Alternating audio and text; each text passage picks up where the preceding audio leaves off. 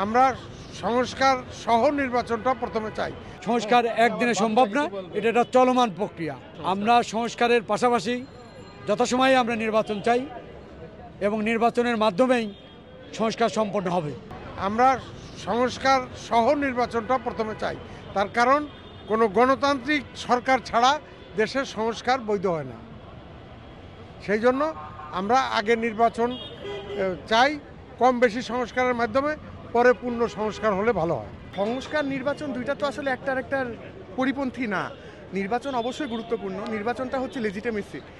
ব্যাপারটা হচ্ছে যে আমরা জনগণের জন্য রাজনীতি করি, গণতন্ত্রের জন্য রাজনীতি করি। গণতন্ত্রের সবথেকে বড় পন্থাই হচ্ছে নির্বাচন। নির্বাচনের মাধ্যমে একটা সরকার আসবে, সে যে সরকারই আসুক, সে যদি ইউনুস সরকার যদি আবার একটা দল গঠন করে এবং তারা যদি নির্বাচনে জিতে আসে, দে আর ওয়েলকাম, তখন কিন্তু আমাদের আর কথা বলার কোনো জায়গা থাকবে না। আমরা চাই যে পাবলিক ম্যান্ডেট নিয়ে একটা গভর্নমেন্ট আসুক এবং সেই গভর্নমেন্ট এসে সংস্কারের যে পরিপূর্ণতা সেটা দিক। সংস্কার এখন নির্বাচনের জন্য যে সংস্কারগুলো দরকার সেটা অবশ্যই আগে হওয়া উচিত, কিন্তু রাষ্ট্র সংস্কারের যে দায়িত্বটা সেটা আমার কাছে মনে হয় নির্বাচিত একটি সরকার এসে করাই উত্তম। বাংলাদেশ জাতীয়তাবাদী দল বিএনপি সবসময় প্রস্তুত আছে নির্বাচনের জন্য। সংস্কার একদিনের বিষয় না।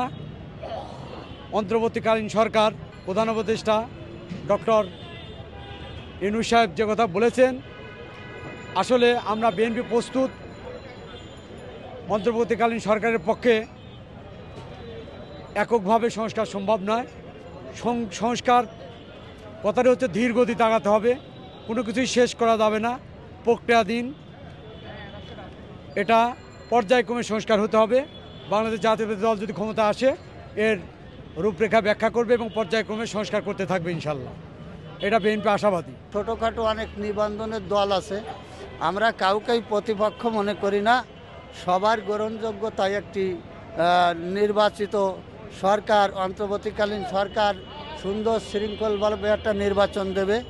তার মাধ্যমে বাংলাদেশের মানুষ স্বতঃস্ফূর্তভাবে সেন্টারে যায় ভোট দেবে এবং আমি আশা করি যে বাংলাদেশ জাতীয়তাবাদী দল বিএনপি অনেক সিট পাইয়ে এই বাংলাদেশের নির্বাচিত সরকার গঠন করবে।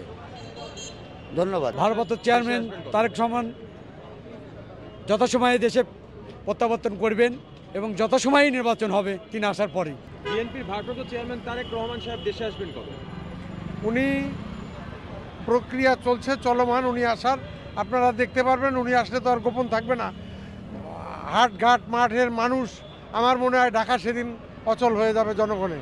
কাজেই এটা গোপনের বিষয় না, আপনারা সঠিক সময় সিদ্ধান্তটি জানতে পারবেন।